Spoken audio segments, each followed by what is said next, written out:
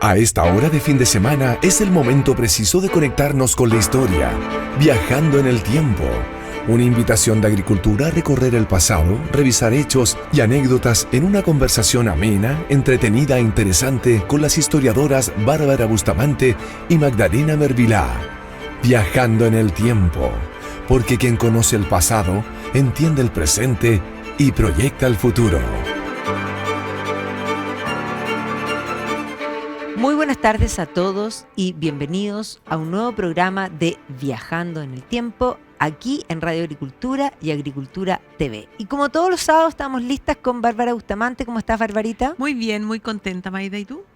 Feliz, contenta. Además Sí, que pues. hoy día sí que vamos a viajar lejos. Hoy día vamos a viajar súper lejos. Vamos a quedar con jet lag. Vamos a quedar con jet lag, con una diferencia horaria terrible. Es tremendo. Sí, porque nos vamos a ir a Japón. No es menor. No es menor, es un viaje largo.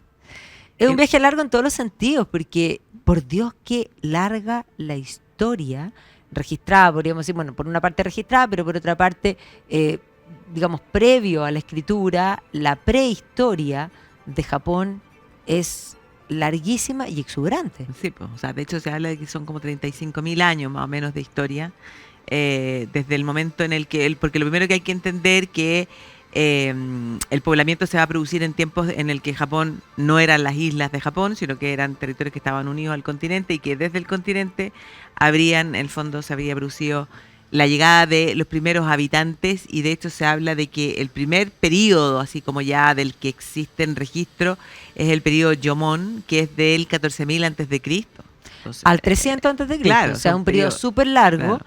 pero que llama mucho la atención porque el periodo Jomon tiene una orfebrería que es realmente impactante. Yo te comentaba el otro día que estuve en el Museo Egipcio, y ya lo hablamos también aquí cuando hablamos de Egipto, de Turín, y que efectivamente hay unas salas que tú pasas que son vasijas egipcia, que es un poquito así como pomaire, Claro. pero claro, de cantidad de años antes de Cristo. Pero en el caso japonés, en el periodo Jomon, no son simplemente vasijas planas, ya con distintas formas, sino que son altamente ornamentadas con una sofisticación, y de hecho Jomon significa como el arte de las cuerdas, Claro. y por lo tanto están marcadas estas vasijas con formas de cuerdas que ya tienen esas formas ondulantes que realmente son extraordinarias. O sea, Sí. uno las pone hoy día en tu casa y es impresionante.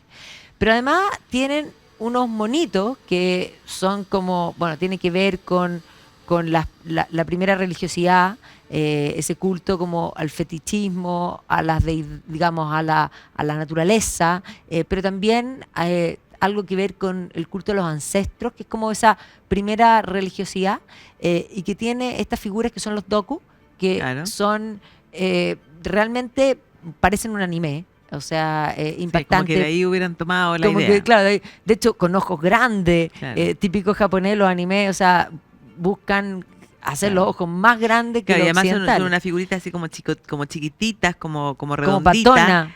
Claro, con las piernas gorditas, son huecas, pero claro, tienen esos ojos gigantescos que se habla de que tienen así como que tuvieran, ¿cómo se llama? Anteojeras así anteo- como tipo los inuit. Exactamente, claro.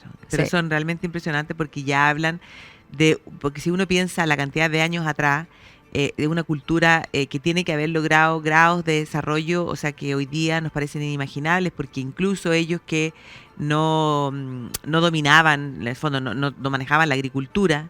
No sencillamente, en cosas menores, pero tenían pesca y sedentarismo Claro. temprano, lo cual es muy raro. Por eso, porque exactamente. en general, eso es lo que te quería comentar. Claro, el hecho, a pesar de no tener en el fondo el dominio de la agricultura, de la cosecha, sí tenían excedentes de alimentos, lo que les permitía mantenerse en un mismo lugar, y tenían en el fondo sus viviendas así como subterráneas, como excavadas. sí.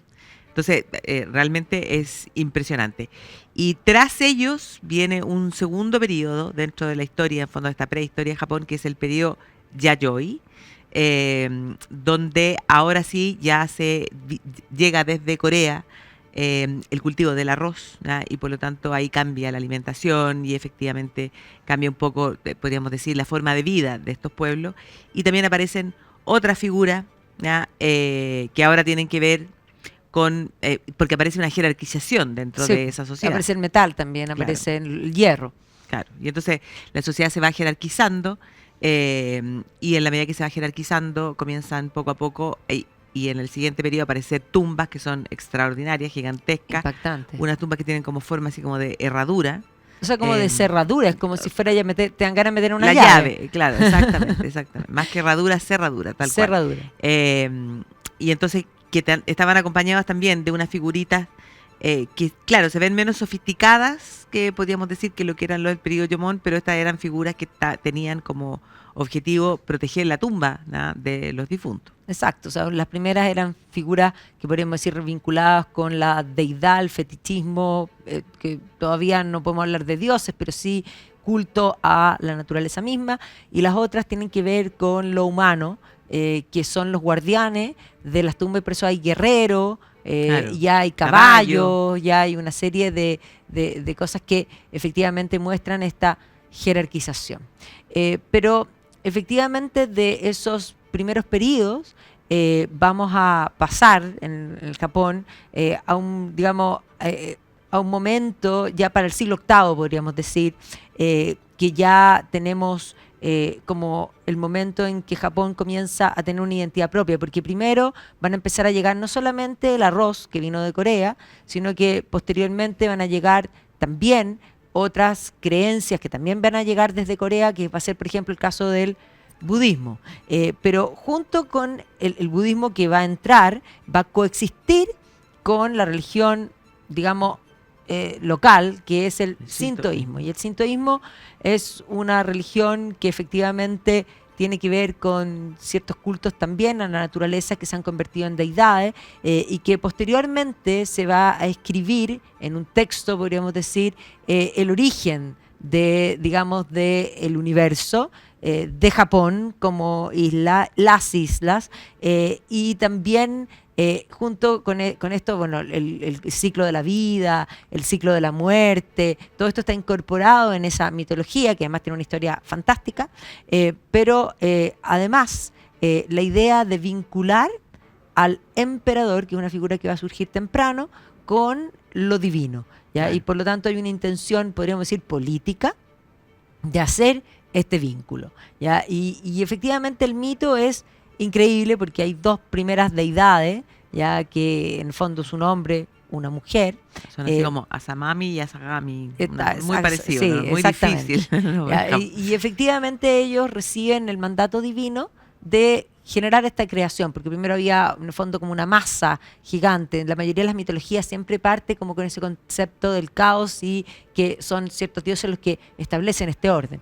Y que con una lanza sagrada, que además es muy ornamentada, enjollada, van a revolver el océano, ¿ya? Desde un puente celestial, digámoslo así. Y al revolver el océano, el mar se va a levantar y de la sal que surge se va a formar la primera isla, ¿ya? Y en esa isla, estos dos deidades que van a bajar, van a consumar su matrimonio, o sea, se van a casar y van a consumar el matrimonio, y de esa unión van a nacer las 8 islas de Japón. O sea, digamos, nace de esta relación de ese estos matrimonio. dos primeros seres que están en el sintoísmo. Pero Claro, la historia que es fantástica se torna trágica. Claro, el problema es que se pone trágica porque cuando ella da a luz al dios del fuego se va a quemar y por lo tanto va a morir y va a ir al mundo de los muertos, el Yomi, y él, desesperado, va a buscarla. Y entonces cuando él llega a buscarla, ella le dice que primero tiene que ir a pedir permiso a los dioses de este inframundo para poder salir y que mientras tanto él tenga paciencia y que no la mire tan en la oscuridad. Pero el hombre, impaciente, inquieto, no se aguanta. Los hombres siempre hacen eso. No se aguanta, entonces prende una antorcha y la ve, y ella ya estaba en estado de descomposición, su cuerpo estaba como con gusanos, o sea, una cosa realmente terrible. Y entonces sale arrancando. Y él sale arrancando, y entonces cuando él sale, se va a lavar y va a lograr purificarse en el fondo de haber estado en este inframundo y va a comenzar a dar a luz en el fondo o de su propio cuerpo van a salir las principales otras divinidades. De hecho, de los ojos salen los distintos sí, pues, del ojo derecho, el ojo izquierdo, claro. El sol y la luna, y también el dios de, digamos, del océano y las tormentas. Exactamente. Y entonces de repente hay una diosa que es la diosa Amaterasu, que era la diosa del sol, que en el fondo se va a enojar con el resto de los dioses y que va a tener el mundo oscura. Se va a esconder en una cueva. Se va a esconder en una cueva y la van a engañar con un espejo. Bueno, y finalmente ella en este enojo va a decidir mandar a la tierra a reinar a su nieto, ¿ya? Que era un tal, algo así como Jimon. Las pronunciaciones japonesas nos perdonan.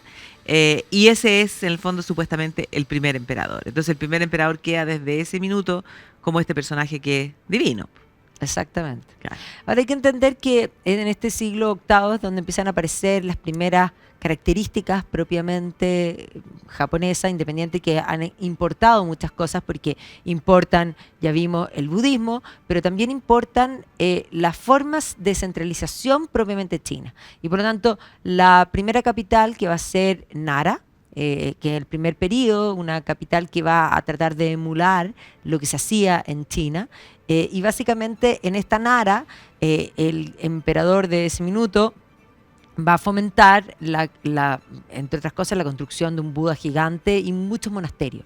Y por lo tanto, esta ciudad de Nara, en este primer periodo, que tiene vestigios monumentales hoy día, o sea, Nara es hoy, el nombre antiguo era otro, ¿ya? Pero efectivamente hoy día en la ciudad de Nara hay vestigios monumentales importantes de ese pasado, de esa capital, pero finalmente se va a tomar la decisión por otro emperador posteriormente de trasladar la capital a lo que va a ser Kioto, precisamente para poder alejarse del dominio y de la influencia y del poder de los monjes budistas. Entonces es algo que ha pasado mucho en la historia. Yo hacía una comparación un poco lo que sucede, no sé, muy, muy posteriormente, pero cuando Felipe II decide cambiar la capitalidad de España, establecer la ciudad España, de Madrid. Establecer la ciudad de Madrid, que era una villa, porque se construye el Escorial, básicamente lo hace, entre otras cosas, para no tomar Toledo, porque en Toledo estaba el obispo, el primado de Toledo, que tenía un poder enorme, y para no ser manduqueado, digamos, por nadie, va a decidir irse a un lugar remoto, Claro. lejano, donde él Claro, puede mandar. alejado del arzobispo de Toledo, alejado de los nobles, en fondo, para poder concentrar el poder. Exactamente lo mismo que Sí, hacen los japoneses, exactamente. que es algo muy sabio. Muy sabio, sí, muy sabio, para poder evitar en el fondo mayores conflictos y poder tener control. Pero el problema va a ser que el emperador desde muy temprano se va a comenzar a transformar en Japón en una figura decorativa. O sea, es este emperador que es en fondo celestial, que es divino, pero que va a comenzar a transformarse en esa figura decorativa, porque van a comenzar a aparecer familias, ¿ya?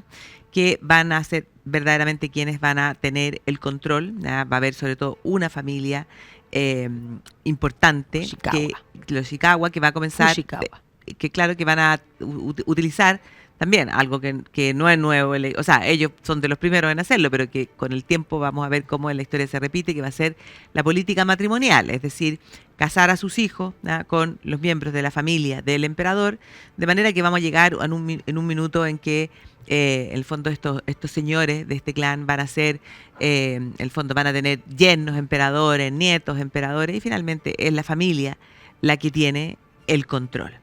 Y se va a concentrar el poder, como decíamos, en la ciudad de Kioto, y que poco a poco van a comenzar a preocuparse, que eso es una de las cosas más espectaculares que tiene Japón, de esta corte refinada, de esta corte donde se va a desarrollar una cultura magnífica, pero va a tener como consecuencia un poco el que se abandonan, ya podríamos decir, el resto de los campos, por decirlo de alguna manera, y ahí es donde con el tiempo va a aparecer la clase guerrera, ya que también es característica, que son los samuráis, pero eso tiene que ver con el hecho con la ausencia del Estado, podríamos decir. Exactamente, pero claro, pero un Kioto que es espectacular, o sea. Por supuesto, y además otra cosa que hacen los japoneses en ese periodo es que inventan un alfabeto que de alguna manera es una simplificación de lo que eran los caracteres chinos que ellos habían tomado, que los caracteres chinos hay que comprender que no son letras, son conceptos, y por lo tanto es algo muy rígido, muy difícil, y que Japón lo utilizaba.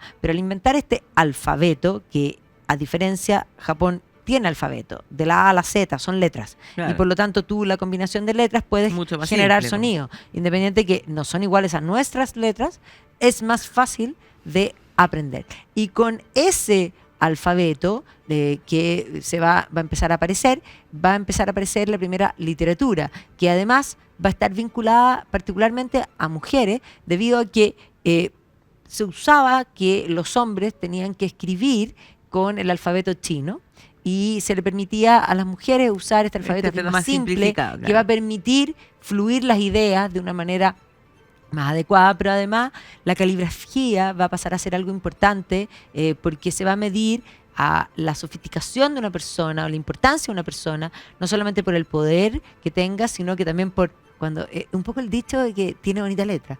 Claro, Ah, es verdad, claro, por la caligrafía, por la capacidad de escribir poesía. Exacto.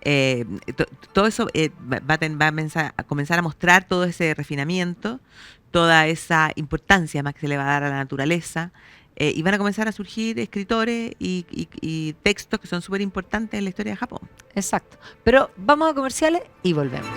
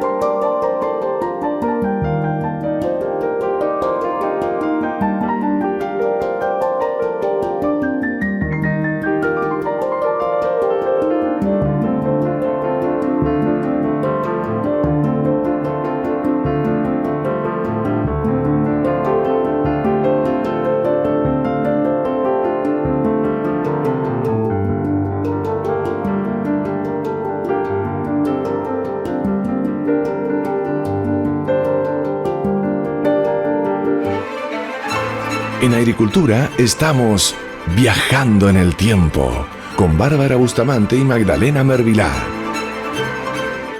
Y estamos de vuelta aquí en Viajando en el Tiempo hablando de Japón y precisamente ya estamos en el siglo X donde se produce esta sofisticación, podríamos decir, esta obsesión por la belleza, por la estética en la ciudad de Kioto y junto con esto la aparición de un alfabeto que va a permitir una flexibilización de las ideas por escrito y que se va a dar de mano de mujeres. Claro. Y se va a dar de mano de mujeres porque, como comentaba justo antes del corte, los hombres tenían, se usaba que los hombres usaran la tipografía china, claro. que es mucho más rígida, que no son caracteres, sino que son conceptos. Ya, cada carácter es un concepto, no es una letra, no es un alfabeto, y las mujeres van a empezar a escribir. Y las cortes, dentro... Fíjate, entre paréntesis, hay un caso bien divertido en el fondo, porque una de las primeras obras que se conocen, famosas de la historia de Japón, es escrita por un hombre, Sí, pero que se pero hace se hace pasar pasar por de una mujer. mujer para poder tener, en el fondo, ese beneficio de poder escribir en simple, en el fondo. ¿Cachai? Obvio.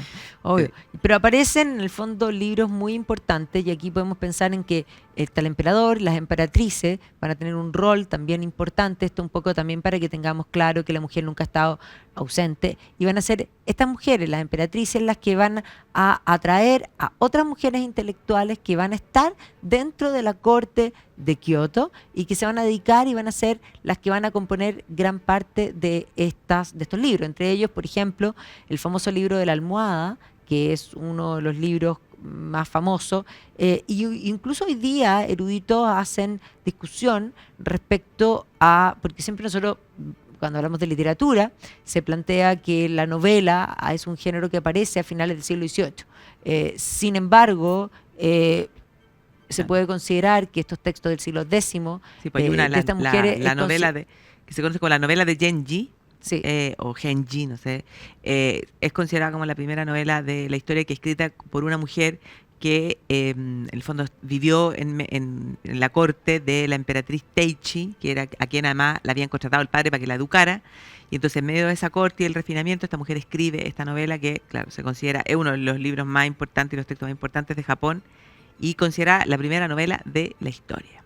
Un Así salvaje. que, sí, realmente impresionante. Así que en medio podríamos decir, se empieza a como dar como esta competencia por el refinamiento, por la cultura, por la poesía, se escriben las primeras antologías poéticas. Entonces, Y también los primeros textos que tienen que ver con algo más político, que pretenden a su vez mostrar a Japón. Porque Japón, una de las características que tiene es que va a tener momentos de apertura donde quiere mostrarse y posteriormente va a tener momentos en el que se va a cerrar, y por eso mismo va a poder desarrollar esta cultura tan íntima, tan propia, que es algo que se distingue hasta hoy día y que tiene que ver con ese cuidado. Incluso hoy día que es un Japón cosmopolita y todo lo que uno puede plantear, Japón sigue teniendo restricciones de migración Claro. que son importantes precisamente para guardar esas formas de ser. Exactamente, claro. Bueno, hoy día Japón tiene un gran problema con el envejecimiento de la población, así que no sé hasta cuándo van a poder durar con esas restricciones Estoy de al acuerdo. ingreso, Estoy de porque acuerdo. ese es el gran problema que tienen hoy día. Pero claro, se comienza a desarrollar este Japón que es realmente espectacular, pero como mencionábamos, van a comenzar a surgir, en el fondo, fuera de la capital, ¿ya? En el fondo, distintos, podríamos decir, distintos reinos, señores, que van a comenzar a acumular poder. Como no va a haber ausencia del poder central, estas regiones van a ser peligrosas, va a haber bandidaje, y entonces ahí es cuando, en el fondo, estos señores comienzan a conformar sus propios ejércitos. Y esos ejércitos, en el fondo, son los que están conformados por los samuráis. Y los samuráis son algo característico, podríamos decir, de la historia de Japón. Sí, sí, sí, sin duda. Y junto con los samuráis va a venir la guerra constante. Entonces, poco a poco el emperador se va convirtiendo en una figura decorativa. Esto va a haber si uno se mete en detalle en la historia de Japón, es una guerra civil, otra guerra civil, otra guerra civil, o sea, una sucesión de guerras civiles que finalmente se resumen en este concepto como de reino combatiente. ¿Ya? Y entendamos que esto va a hacer que finalmente incluso haya intentos de establecer, digamos, de tomarse el poder militarmente, y que finalmente va a hacer que termine apareciendo la figura del shogun. El shogun es uno de los samuráis que se convierte como en el jefe líder militar y que termina finalmente acumulando el poder. Y por lo tanto, por una parte vamos a tener al emperador en Kioto, que es una figura decorativa y que está dedicado al arte, podríamos decir, y el poder político que va a trasladarse posteriormente a lo que es Edo, ya, que es Tokio, y por lo tanto se va a ir desarrollando estos dos mundos. Ahora, a este mundo, y aquí es importante, le va a aparecer un enemigo que viene desde China, y que básicamente son los mongoles, porque después de que Gengis Khan hizo el llamado a conquistar el mundo como, digamos, la estrella, se generan estas hordas que son sus nietos, digamos, la familia, digámoslo así, que se extiende hacia Rusia, ya, pero también hacia China. Y ahí está la figura de Kublai Khan, y por lo tanto ese Kublai Khan que lo tenemos en la mente probablemente por Marco Polo, que Marco Polo hablaba de China, ¿no es cierto?, y de Zipango en relación a Japón, y el nombre Zipango va a ser el nombre que se va a seguir manteniendo por largo tiempo para referirse a Japón. Pero efectivamente Kublai Khan va a ir por Zipango.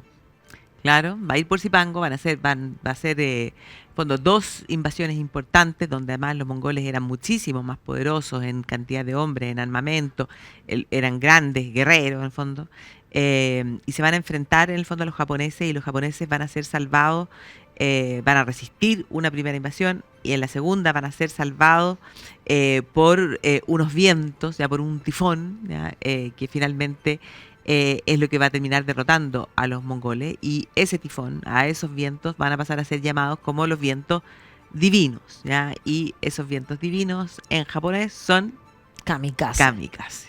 Exactamente. De ahí viene el kamikaze, que posteriormente nosotros lo tenemos en la retina por otra razón. Durante la Segunda Guerra Mundial, los pilotos se arrojaban con el avión directamente, eran suicidas. Claro. ¿Ya? Y eso es lo que nosotros tenemos como kamikaze. Aquí, en Chile, había un pub que se llamaba Kamikaze y que tenía un avión puesto arriba con el círculo japonés.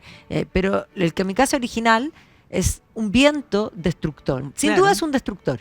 Es un ¿Ya? bien, sí, es destructor, pero en el caso para los japoneses es divino porque les permite salvarse de la Sí. invasión de los mongoles. Que no tenían por dónde, de hecho, habrían Claro. perdido. Es un poco lo que sucede con Isabel I y la Invencible Armada, que la llaman así los ingleses, porque los españoles no la llaman Invencible Armada, porque la Invencible Armada es una forma de decir invencible, y fue vencida por el clima y Claro. por la tontera, en realidad. Exactamente. Así que efectivamente para tenerlo en cuenta acá, que viento divino es verdaderamente lo que significa kamikaze. Así que, claro, entonces se establece este shogunato con estos samuráis, con estos distintos periodos de guerra civil, un Japón que, como tú decías, va a ir pasando por etapas, ¿ya? Hasta que finalmente vamos a llegar al minuto en el que van a lograr en el fondo la unificación. Va a haber un shogun que en el fondo logra, podríamos decir, el proceso de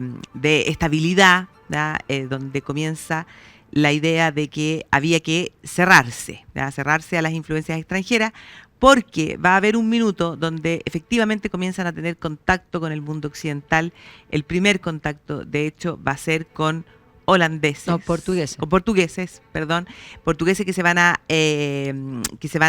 llegar, ya van a ser el primer contacto, y esos portugueses además van a traer el cristianismo, y se va a producir, Y no solo el cristianismo.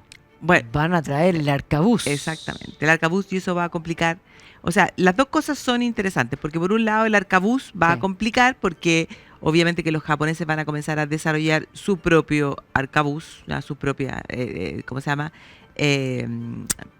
Para enfrentarse, y por otro lado el cristianismo también, porque se va a producir la conversión de muchos al cristianismo, ¿ya? De estos señores, y se va a comenzar a considerar que las ideas extranjeras no son beneficiosas. No, claramente. Ahora, esas ideas extranjeras van a permear, como tú bien decías, la parte sur. Los señores de la parte sur de la isla, muchos se van a hacer cristianos.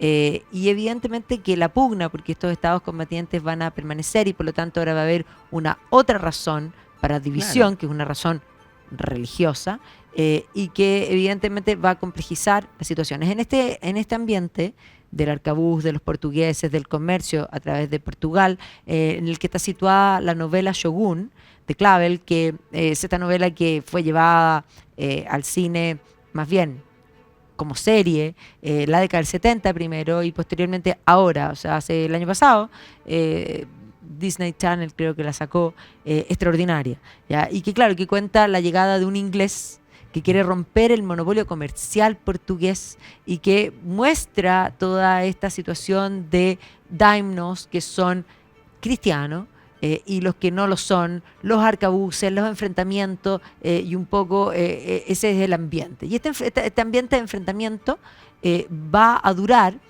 precisamente hasta 1600. Claro. Y hay que entender que poco antes de, digamos, de eso, de hecho, en este marco de este enfrentamiento y las represiones contra los cristianos, se va a dar también, por ejemplo, lo que son los mártires, que son 25, creo que 26 mártires. 26 Sí. mártires cristianos que van a ser crucificados cerca de Nagasaki, ¿ya? Y que de hecho los hacen caminar. Después Ahí hay otra película también. que hay otra película que es la película Silencio con Sam Neill, o sea, con Liam Neeson. Liam Neeson. Es que Sam Neill lo tengo en la mente pues se murió recién. Sí. Teatro. Liam Neeson, y que también están varios de, digamos, actores, digamos, nuevos, conocidos, el que hace de Kylo Ren en Star Wars, en fin. Pero es una súper buena película que muestra estas persecuciones, porque esas persecuciones parten con estos 25 mártires, pero posteriormente, una vez que ya se logra de alguna manera la unificación, porque en el año 1600 van a empezar a aparecer 3 personajes, uno que se llama, de alguna manera se lo denomina como el Conciliador. no, el primero es no el terror, El pero no, destructor. el destructor. El destructor es aquel que apacigua a todos los señores, ¿ya? Y que efectivamente ahí van a haber todavía persecución. El segundo es el conciliador, que ya no solo los apacigua, sino que comienza a conversar, pero ese conciliador, que tiene ese nombre, va a ser el peor persecutor de cristianos, donde va a terminar con una matanza tremenda y posteriormente va a haber una rebelión de cristianos y de señores cristianos que finalmente va a terminar, se calcula, con más de 30.000 muertos. No, o sea, una es cosa terrible. realmente tremenda. Pero entre el destructor y el conciliador van a ordenar la situación para que finalmente aparezca el arquitecto. Claro, y el ¿ya? arquitecto Y ese fue es el más Ieyasu. Ieyasu, que fue el más habiloso de todos porque Sí. él cuando tuvo la paciencia de esperar mientras todos los otros se enemistaban entre ellos, peleaban entre ellos. Él esperó tranquilamente, mientras esperó se hizo de sus riquezas, de su propio ejército, hasta que llegó su momento. Y entonces se impone este Ieyasu que pasa a la historia como este arquitecto. Y a partir de ese momento, en el fondo, es que comienza, podríamos decir, la etapa en la que Japón se va a cerrar. Claro, ese es el periodo Edo. Claro. Y entonces, cuando Japón se cierra a cualquier influencia extranjera, Pero queda un cachito de influencia, porque dejan, ahí ya están los holandeses, Sí. que son comerciantes, y que se instauran en una isla artificial frente a Nagasaki. claro. Pero exactamente. ellos, en el fondo, son la ventana del comercio.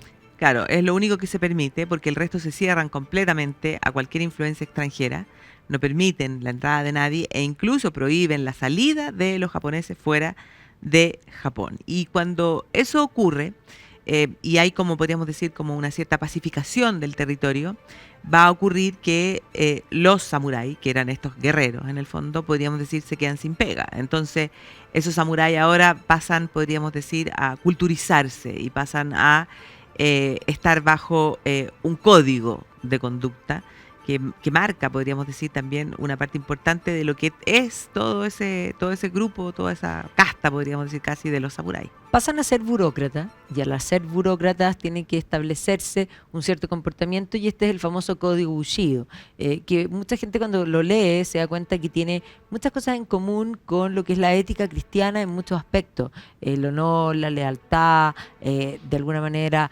la benevolencia, una serie de virtudes, podríamos decir nosotros desde Occidente, que nos parecen muy símiles a lo nuestro. Entonces, de que pudo haber una influencia de la presencia del cristianismo en Japón, es probable, pero también está este concepto que uno lo podría ver ya en el código incluso de Hammurabi, de un poco, que es muy anterior, de tener una noción humana de lo que es el bien y el mal casi por naturaleza, Claro, lo que se como llama por una ley natural. Exacto, la ley natural, ¿ya? Y por lo tanto este código, bueno, se va a imponer, y vamos a tener este periodo de paz, un periodo de paz relativa, donde van a haber ciertos conflictos porque los mercantes, que eran dentro de la sociedad un sector muy bajo, van a empezar a hacer fortunas, particularmente porque hay paz. O sea, hubo reinos combatientes siempre, siempre, siempre, y ahora hay paz. Y debido a esa paz, el comercio y la presencia de los holandeses, que poco a poco además hay que entender que los holandeses van a lograr cierta injerencia, porque Japón va a permitir, por ejemplo, traducir ciertos textos occidentales, sobre todo de ciencia, eso va a mejorar muchísimo la medicina. Bueno, pero estos mercantes que tenían el comercio interno, pero que también tenían la conexión con el comercio externo desde los holandeses, se van a enriquecer. Y por otro lado, los señores, los daimyo y los samuráis básicamente han perdido su estipendio, por una parte, y particularmente no tienen el poder adquisitivo que tenían en el pasado, sobre todo cuando tenían guerras. Piensa tú, si tú ganas una guerra, eso es un botín.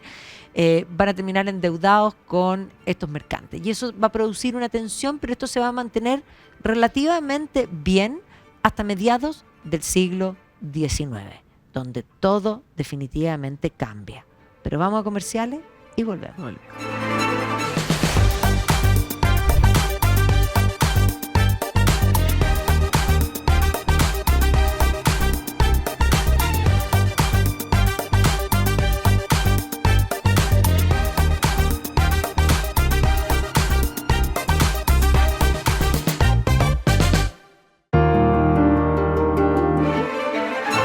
En Agricultura estamos viajando en el tiempo con Bárbara Bustamante y Magdalena Mervilá.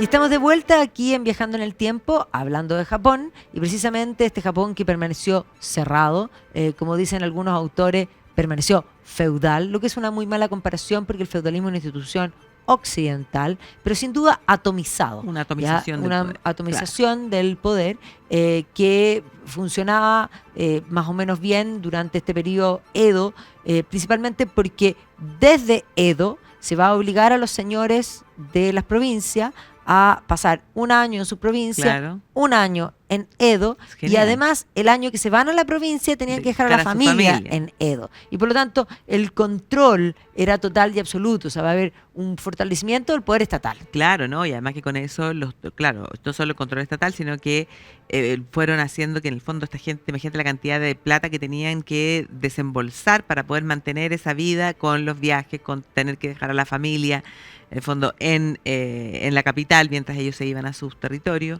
Entonces, así lograron mantener ese control. En una época en la que además se comienza, no sé, pues se desarrolla en Japón muchas de las cosas que tenemos en mente, ¿ya? Como por ejemplo, no sé, por los arreglos florales, esos que hasta el día de hoy uno de repente te aparecen así cuando estás en TikTok y te aparecen Fantástico. una cosa que uno dice. No, que- y la ceremonia del té. la ceremonia del té, podríamos decir, esas primeras como acuarelas, no sé, que son también como... sí, y los grabados Claro. también en madera que van a ser tan propios. Los jardines, zen. Obvio. Y después van a aparecer el teatro, las marionetas tan propias de Japón. Va a aparecer, digamos, ya en el siglo XVIII van a aparecer las geishas, que tiene que ver con el resguardo de la tradición. Son anfitrionas y no prestaban servicios No, sexuales. Eso es lo claro, primero que tiene hay que ver plantear, con el porque refinamiento. hay un mito urbano, digamos, al respecto. El origami, una serie digamos, de cosas que nosotros tenemos identificados hoy con Japón. Claro, pero que tú decías que cuando llegamos al siglo XIX esta cosa se complica. Porque viene el comercio que quiere entrar, los llamados barcos negros, el mercado negro. Había un monopolio con los holandeses, pero empiezan a llevar barcos de otras naciones, y en ese contexto el Comodoro Perry va a terminar, que es americano, va a terminar abriendo a cañonazo Japón, obligándolo a comerciar. Y con eso van a entrar los británicos, los franceses, y van a llegar las embajadas, Claro. y se va a producir, digamos, una situación de aquellos que quieren terminar con el shogunato Claro. y otros que no. Y esta división va a hacer que el último, en el fondo, el shogun, El digamos, último shogun. va a dimitir, y cuando él dimite se va a generar una guerra civil, que es la guerra del Bushido, y en esa guerra del Bushido las cosas se van a enrarecer, pero eso va a permitir que desde Kioto el emperador se replantee como la restauración Meiji. Entonces Ya. va a terminar en el poder. Exactamente. Y ahí se inicia este nuevo periodo, ya que se conoce como el periodo de la restauración de Meiji. Meiji Nemo, Matsuhito, creo que es su nombre, no sé, pero es conocido como Meiji, donde se inicia este periodo donde Japón se abre, donde Japón mira hacia Occidente y donde va a comenzar una occidentalización, o sea, una serie de cambios en términos políticos, en términos económicos, y comienza el desarrollo para que Japón se convierta en la gran potencia industrial en la que se va a convertir. No, por y supuesto. Ahora, en el tecnológica. contexto de el final de la guerra del Boshin y antes de que Meiji tome el poder es cuando se produce esa rebelión que la tenemos, tan en la mente del famoso Último Samurái, ya donde efectivamente es un intento, porque primero él era parte él era un señor del sur, efectivamente era parte de aquellos que querían terminar con el shogunato. Claro, pero cuando se da cuenta que la occidentalización y los cambios están siendo demasiado, en el fondo intenta restaurar el shogunato. Claro, pero ahí está la famosa novela, por supuesto, claro, y película.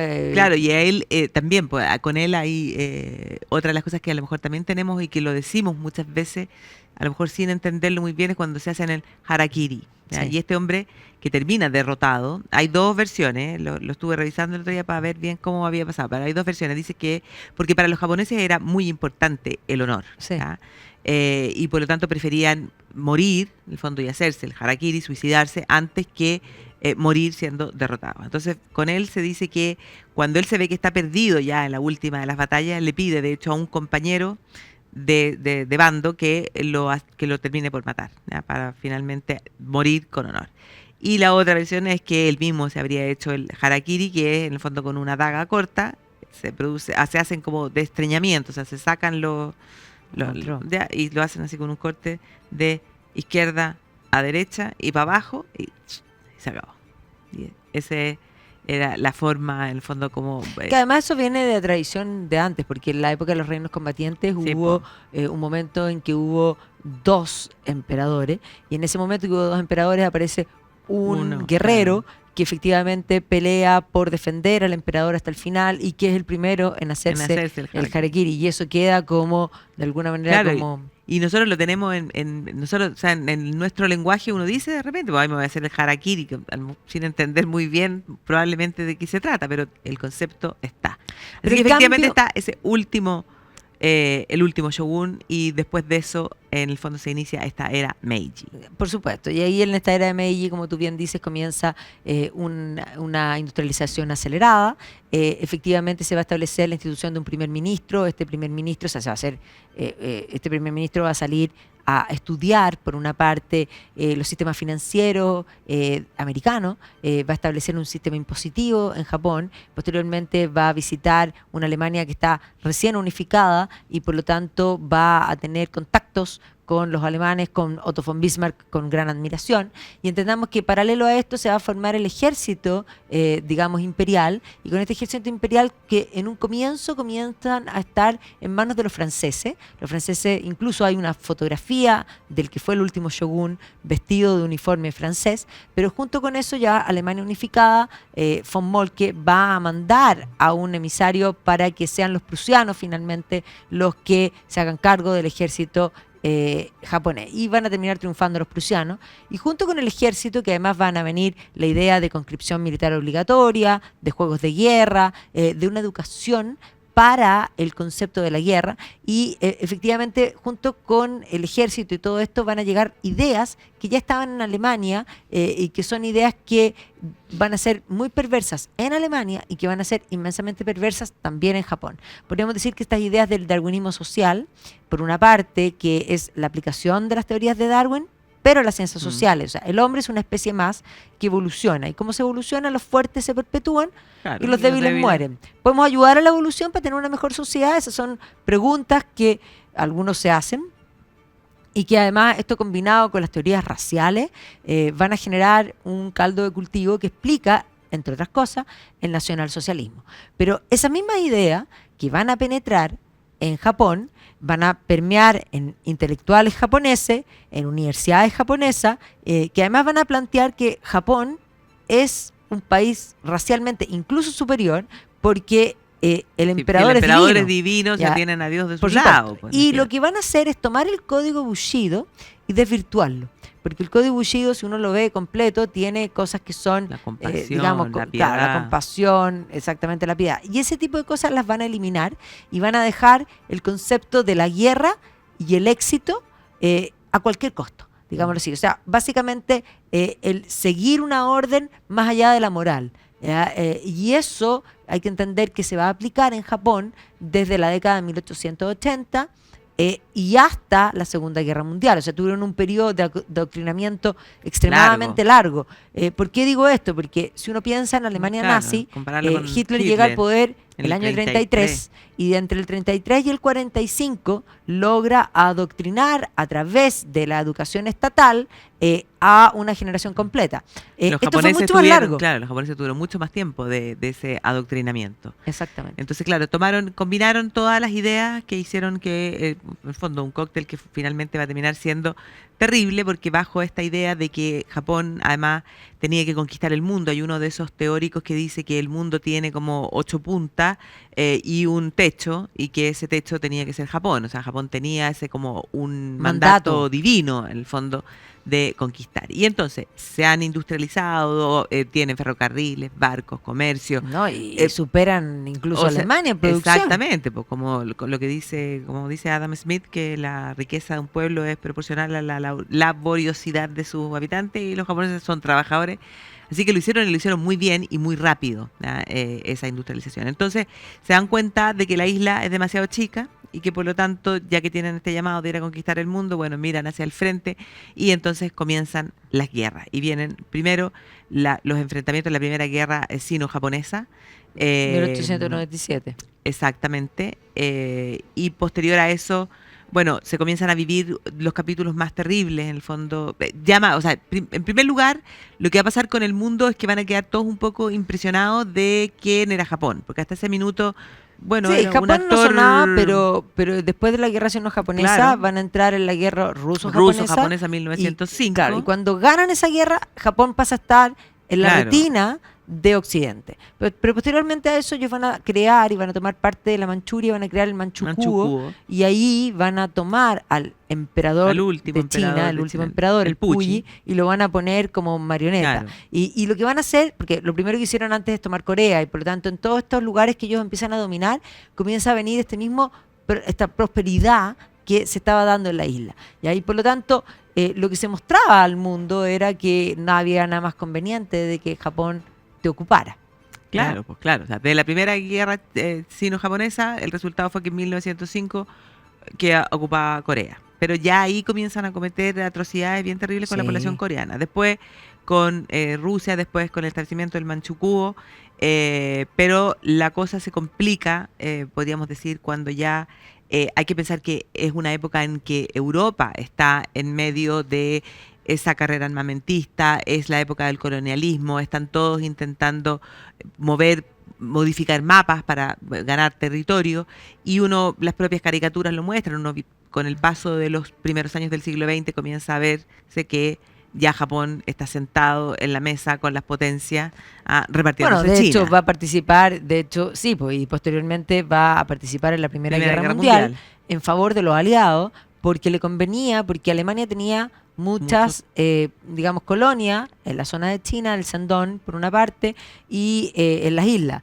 Y efectivamente, tras la guerra, ellos se van a quedar con todo eso, pero van a participar de las conferencias de paz de Versalles y se van a sentir humillados, que los miran en menos. Y por lo tanto ellos van a exigir una cláusula de igualdad como racial, que no se las van a dar, y se van a sentir humillados, y eso también les va a dar un resquemor, porque posteriormente van a seguir su expansionismo, y cuando estalla la Segunda Guerra Mundial, ellos van a hacer ahora un acuerdo con el Eje, porque también han penetrado en Japón ideas protofascistas que de alguna manera tienden a socialismos totalitarios que también pretenden imponerse, y por lo tanto tenían bastante en común. Y eso les va a permitir, cuando estalle ya la Segunda Guerra Mundial, que ellos peleen su propia guerra en el Pacífico. Y ahí viene la Segunda Guerra sino-japonesa, que es un horror. Claro, que incluso parte un poco antes del 37, un poco antes de que estalle la Segunda Guerra Mundial, pero claro, queda inmersa. Pero eso es un horror. O sea, ahí sí se viven, en el fondo, la violación de Nankín, es una cosa realmente, de una barbaridad, de una atrocidad, las violaciones, las decapitaciones, decapitaron a todos, mataron niños, gente que estaba en los hospitales. Además hicieron, en el fondo, trabajaron, experimentaron de poner a la gente, de exponerla al frío, al calor. Sí, eso es el departamento 731, pero eso ya en el marco de la guerra. Pero Nankín fue tremendo, y de hecho una cosa importante, porque cuando uno analiza los muertos en las distintas batallas de la Segunda Guerra Mundial, donde más gente murió es en Leningrado, y segundo, es la violación de Nankín. Claro. Y ahí uno dice, y después está Hiroshima y Nagasaki. O sea, es una cosa que uno dice, ¿pero cómo? Bueno, pero efectivamente se portaron muy mal. Y después se portaron muy mal no solo con los chinos, porque esa situación en China va a hacer que Occidente y Estados Unidos en particular le pongan un embargo al petróleo. Y como necesitaban petróleo para seguir expandiéndose, bueno, sintiéndose poderoso, es que se produce el bombardeo de Pearl Harbor. Bueno, y eso va a hacer que Estados Unidos entre en la guerra. ¿Ya? Y cuando Estados Unidos entra en la guerra, el punto de inflexión va a ser porque Japón venía avanzando, sudeste asiático, y amenazaba a Australia. Y en eso estaban cuando se produce la batalla de Midway, que es el punto de inflexión, y posteriormente Estados Unidos va a ir isla por isla hasta la toma de Okinawa. Con MacArthur a la cabeza. Exactamente, MacArthur a la cabeza. Y finalmente Japón no se rinde. ¿Ya? Ahora, Japón fue terrible con todos los prisioneros ingleses, da lo mismo que y de hecho hicieron construir en Burma, entre Burma y Tailandia, un tren, que es el tren de la muerte, que es una cosa tremenda, y por lo tanto este horror, claro, ellos encontraban además dentro de este código Bushido deformado, sí, claro que la guerra era el éxito y que lo que peor que podía pasar era rendirse. Entonces eran más crueles aún con quienes se rendían, y que la rendición en el fondo estaba establecida, podríamos decir, para el mundo occidental como uno de los, de las cosas que pueden pasar dentro de una guerra. Sí, pues. Para ellos no, era peor. Y entonces, claro, Japón no se rendía, y entonces ahí en ese concepto de que no se rendía es que comienzan a aparecen estos kamikazes que se lanzaban en los aviones, y bueno, finalmente Estados Unidos toma la decisión de usar su arma, y lanzar las bombas atómicas, ¿ya? Sobre Hiroshima y Nagasaki. Había una tercera sobre Tokio, que no fue. Pero ojo, en los bombardeos de Tokio normales murió más gente, no que Hiroshima, pero sí que en Nagasaki. Claro, ahí uno se puede preguntar, ¿eran necesarias las 2 bombas atómicas? No. Es política. Claro, con una habría sido suficiente, porque efectivamente Japón no se rendía, y tras eso, bueno, lograron la rendición de Japón, la firma en ese portaaviones, y después lo que más llamó la atención fue el momento en el que aparece el emperador y hace un discurso televisado donde además dice, yo no soy divino. O sea, exacto. Pero el emperador trabajó muy bien con MacArthur. Se hizo una constitución en el año 47 hecha por los estadounidenses, que se mantiene hasta el día de hoy, y que ellos no la consideran espuria, sino que ha funcionado, porque los japoneses son inteligentes. Si algo funciona, ¿para qué lo vas a cambiar? ¿Para qué cambiarlo? Y efectivamente Japón va a tener en la década del 50 un crecimiento exponencial importante. Se le va a castigar en el sentido de que no pueden declarar la guerra, no pueden tener ejército, pero por lo mismo, como no pueden tener ejército y no pueden gastar dinero en armamento, van a gastar el dinero particularmente en infraestructura y en otras cosas. Pero además hay que entender que cuando estalla la guerra de Corea, Estados Unidos lo va a usar como plataforma, claro, y por lo tanto va a inyectar una cantidad de capital inmensamente importante. Entonces Japón ya para la década del 60 ha superado a Alemania. Ya entendamos que Alemania también va a tener el milagro alemán de la década del 50, y por lo tanto es una competencia de 2 milagros que salen como ave fénix, y efectivamente la década del 70 es una década de esplendor, donde además los japoneses han decidido tomar y copiarle a los británicos su estado de bienestar, el informe Beveridge, y por lo tanto acompañar a los ciudadanos de la cuna a la tumba, ¿ya? Y por lo tanto para la década del 70 se habla de un Japón que es el ejemplo del bienestar. Claro, en todas las familias tiene que haber un televisor, un aire acondicionado y un automóvil. Exactamente. El aire acondicionado, y pensemos que en los 70 además surgen los animes desde el final de los 60, que se exportan a todo el mundo, y por lo tanto comienza a aparecer el Japón. Pero Japón va a seguir creciendo durante los 80, va a tener una serie de crisis, pero va a haber una burbuja bursátil el año 89 que va a provocar que los años 90 sean los años perdidos, ¿ya? Y recién, podríamos decir, de hoy día, está un poco repuntando. Tuvo reformas, sobre todo con el primer ministro Abe, que hizo el Abenomics y otras cosas más. Y hoy día tiene una primera ministra que augura bien. Vamos a ver qué pasa con Japón. El problema es que su población está envejeciendo. Sí, y no se puede sostener. Ese es el gran problema. El gran problema. Sí. Así que bueno, Japón da mucho para hablar. Muchísimo para hablar, sí. Y nosotras este año vamos a ir. Ya no nos quedan cupos. Sí, pues para octubre no nos quedan cupos, pero octubre del año 2027 vamos de vuelta a Japón. Así que si hay alguien interesado, nos escribe magdalena@redcultural.cl, Bárbara@redcultural.cl. Y ahí también les podemos comentar de los otros viajes, es octubre 2027, pero ya tenemos toda la cartelera 2027 al aire y nos vamos prontamente, nos estamos yendo a Ahora, Escandinavia. Así que, y Japón está para octubre de ahora repleto. Así que los esperamos la próxima semana. Gracias por acompañarnos. Gracias, Muchísimas Barbarita. gracias. Nos vemos el próximo sábado. Nos vemos el próximo Que sábado. estén bien. Que estén muy bien. En Agricultura fue Viajando en el Tiempo, con Bárbara Bustamante y Magdalena Mervilá. Producción, Catalina Cisternas.